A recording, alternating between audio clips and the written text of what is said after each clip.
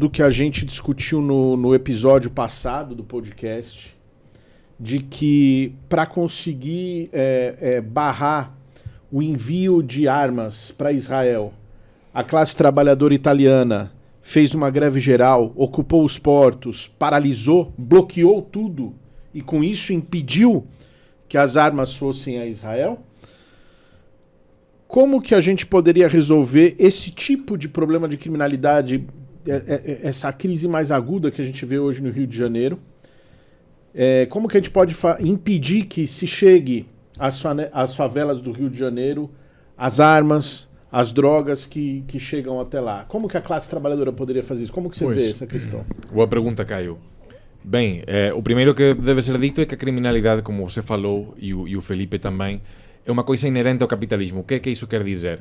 É que um sistema que gera miséria, que condena uma parte crescente da população à marginalidade, né, concentrada em bairros periféricos, né, onde são condenados à exploração mais terrível, em trabalhos precarizados ou ao desemprego, né? Essas são condições extremamente férteis para a criminalidade. E tentar, no quadro do capitalismo, acabar com o crime, sobretudo através da repressão estatal, é impossível. É como tentar frear a primavera cortando as flores, digamos. A criminalidade surge, é orgânica ao capitalismo. E isso também leva à consideração que a polícia não pode resolver este problema, né? Pelo contrário, a militarização da vida pública, o reforço das forças policiais não funciona e não é uma hipótese abstrata. Os próprios fatos no Brasil e no mundo mostram isso. Eu morei no México, militei na Internacional Comunista Revolucionária lá durante vários anos, e aí a guerra contra as drogas começou em 2006, com a militarização da vida pública, o destacamento do exército nas ruas. Aquilo travou o narcotráfico. Pelo contrário, o narcotráfico proliferou nessas condições. O próprio exército combateu alguns cárteis, mas também estabeleceu alianças com outros. Houve uma corrupção acelerada de todo o aparelho de Estado, portanto isso não funciona, é contraproducente, e para além disso, o reforço do aparelho repressivo do Estado, as leis de emergência para combater o chamado narcoterrorismo, entre aspas, né, que é um termo que agora tornou-se de moda, né? Isso se torna depois contra a classe trabalhadora, sempre. E voltemos para o caso do México.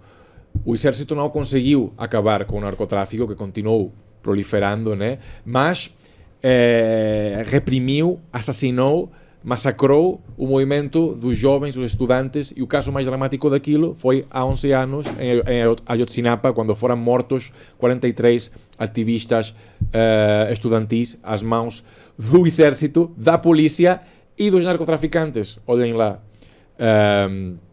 Bem, e já para responder à sua pergunta, qual é a solução? Aqui temos, digamos, uma guerra com três lados, de facto, né? Temos o Estado burguês, temos o crime organizado e temos a grande vítima de tudo isto, que são as populações das favelas, os trabalhadores, os jovens. E este terceiro lado, esta vítima, é uma vítima passiva até agora. O importante é ela se organizar. Se o bairro estiver organizado, com assembleias, com uma grande organização popular, isso é que realmente consegue trazer a segurança aos bairros. Sim, mas é difícil organizar um bairro sem a interferência ou sem a influência do crime organizado, se o crime organizado está armado e colocando o bairro todo de refém, obrigando o bairro a pagar as suas taxas, seus impostos.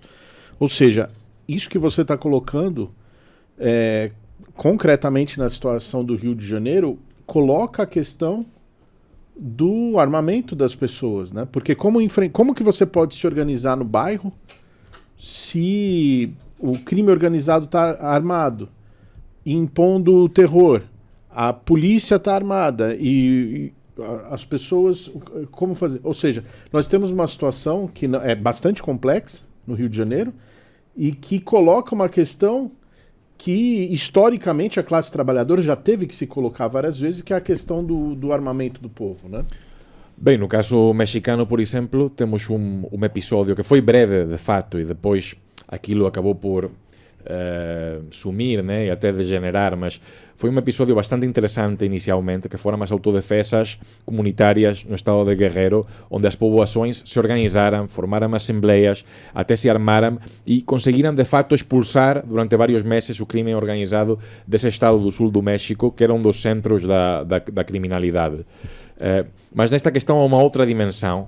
Se colocou a questão da luta contra o armamento de Israel, né, e como é que ela está sendo travada na Europa pelos trabalhadores da Itália, por exemplo, que é a questão da capacidade da classe trabalhadora de controlar todo o fornecimento de armas, até de drogas, graças ao seu controle dos transportes, por exemplo. Aqui temos um camarada, o Lucas, que é um comunista organizado nas ferrovias, e o exemplo italiano mostra, de facto, que se os trabalhadores, por exemplo, dos portos, dos ferrocarris, se organizarem, podem frear o fornecimento de armas, e se eles conseguem fazer isso com Israel, é que não seria possível fazer isso cá no Brasil com o crime organizado, por exemplo, com as milícias? É possível. É uma questão de organização por baixo e de consciência da classe trabalhadora e dos setores explorados da população. Camaradas, a gente vê, primeiro de tudo, a hipocrisia da burguesia, que descarrega toneladas, literalmente toneladas de drogas na favela.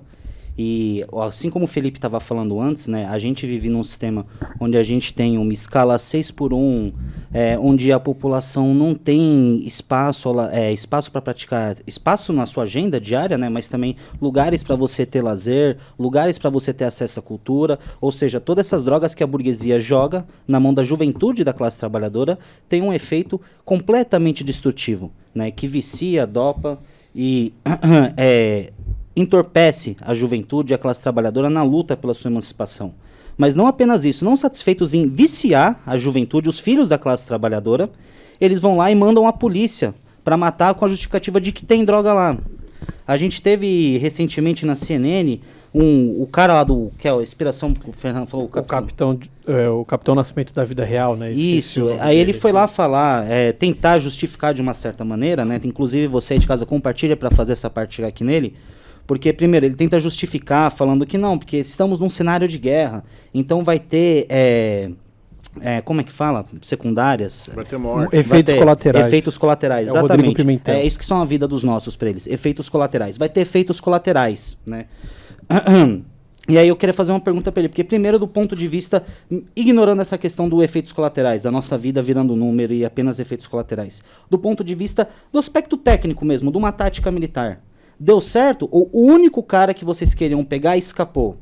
E segundo, se você está diante de uma fortaleza, de uma posição fortificada do inimigo, onde você sabe, inclusive, que tem vários civis, várias pessoas inocentes que podem acabar sendo pegos no meio de tudo isso, e você sabe que é perfeitamente possível você cercear e não deixar que chegue mais armas, mais munição para essa galera, ou seja, você não precisa fazer uma invasão frontal, por que você opta por essa maneira? Aí você vai me dizer, mas estamos há anos tentando cercear e impedir que as armas cheguem no crime organizado. E é por isso, e elas continuam chegando. Então não dá pra gente esperar, essa analogia não é válida. É claro que vocês não resolvem o problema. Porque as armas e as drogas, elas não são produzidas e manufaturadas nas favelas. Elas chegam até lá. Como o Arturo falou, elas chegam pelos portos, elas chegam pelas rodovias. Não se resolve o problema porque não foi resolvido o problema da propriedade privada dos meios de produção. Expropriando todos esses meios de logística e colocando sob controle da classe trabalhadora, a gente pode sim impedir que isso aconteça.